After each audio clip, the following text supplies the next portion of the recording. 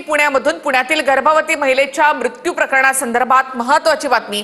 Doctor Ghesas यांच्या आईच्या रुग्णालयाची तोडफोड करण्यात आली आहे। भाजप महिला आघाडीच्या कार्यकर्त्यांकडून रुग्णालयाची तोडफोड करण्यात आली। डॉक्टर सुश्रुत घेसास दीनानाथ मंगेशकर रुग्णालयामध्ये सुद्धा कार्यरत आहेत। पुण्यातील दीनानाथ मंगेशकर रुग्णालयामध्ये गर्भवती महिलेला पैशांसाठी उपचारास नकार देण्यात आला होता आणि त्यानंतर त्या गर्भवती महिलेचा मृत्यू झालेला आहे। त्यामुळे संतप्त झालेल्या सामाजिक संघटना आणि राजकीय संघटनांनी रुग्णालयाची तोडफोड केली आहे।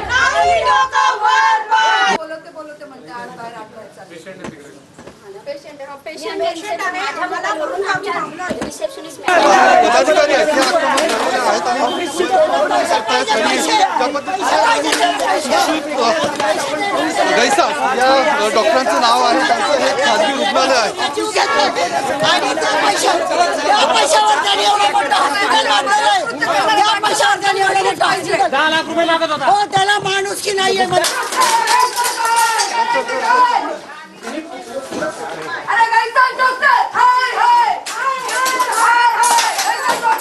डॉक्टरचा आणि मागणी करण्याचा काही संबंध नसतो, हे सगळं तिथलं प्रशासन बघत असतं, त्याच्यात काही संबंध नसतो। इथे सडन अचानक दुपारी 3 वाजता मॉब आला, त्यात काही बायका पण होत्या, मुलं होती आणि त्यांनी सगळी आमच्या हॉस्पिटलची कन्सल्टिंगची तोडफोड करून टाकलेली आहे आणि आमचा आणि या प्रकरणाचा शून्य संबंध आहे, काही म्हणजे काहीच संबंध नाही। ईश्वरी भिसेंच्या मृत्यू प्रकरणी विविध संघटनांनी दीनानाथ मंगेशकर रुग्णालयाविरोधात मोर्चा काढला। शिंदेच्या शिवसेनेनं रुग्णालय प्रशासनावर चिल्लर फेकत आंदोलन केलं। 1 रुपया नाममात्र दराने जागा दिलेली आहे, तर ती जागा यांच्याकडनं काढून घ्यावी, यांच्याकडनं तशा प्रकारचं भाडं घेण्यात यावं। 80% समाजकारण आणि 20% राजकारण, म्हणून आम्ही हे असल्यामुळे आम्ही यांना प्रशासनाला जाब विचारायला आलेलो। शिवसेना ठाकरे गटही रुग्णालय प्रशासनाच्या विरोधात आक्रमक झाला। गेंड्याच्या कातडीत असलेलं प्रशासन, नालायक प्रशासन यांचं काय उत्तर देतं की ह्या बातम्या खोट्या पद्धतीने बाहेर पसरवल्या जात आहेत। अहो, काल एका निष्पाप महिलेचा जीव गेला आणि त्याच्यावर तुमच्याकडे उत्तर नाही। काँग्रेसकडून रुग्णालयाच्या विरोधात शाईफेक आंदोलन करण्यात आलं। 1 रुपयामध्ये जर जमीन मिळत असेल तर तुम्हाला उपचार धर्मादायच्या नियमांतर्गत करायचे। माझी मागणी आहे की धर्मादाय आयुक्तातर्फे, युवक काँग्रेस मागणी करते की धर्मादाय आयुक्तांनी याच्यावर कठोर कारवाई करावी। भाजपची महिला आघाडी सुद्धा रुग्णालय प्रशासनाच्या विरोधात आक्रमक झाली होती। राज्य शासनाकडून तुम्ही सगळ्या सेवा सुविधा धर्मदाय या नावाखाली घेता। तुम्हाला धर्मदाय लावायला लाज वाटते की काय?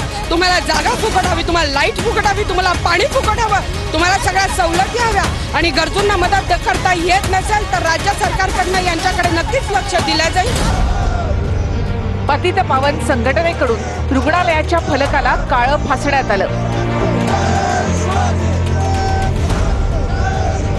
हॉस्पिटल हा सध्या पैशाच्या बाजाराचा बाजार अड्डा चाललेला आहे आणि ट्रस्टी प्रशासनाला निलंबित केलं पाहिजे। नागरिकांना त्रास होऊ नये, रुग्णांना त्रास होऊ नये म्हणून आम्ही बाहेर आंदोलन करत आहे। ट्रस्टी जर गावल्या तर ट्रस्टीला काळं फासल्याशिवाय आम्ही सोडणार नाही। पुण्यातील महिलांच्या गुलाबो गँगनं रुग्णालयाच्या कारभाराविरोधात तीव्र निदर्शनं केली।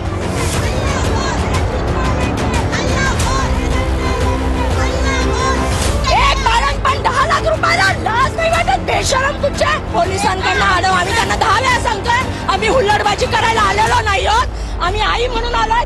या सगळ्या आया आहेत, आम्हाला आईसाठी न्याय पाहिजे।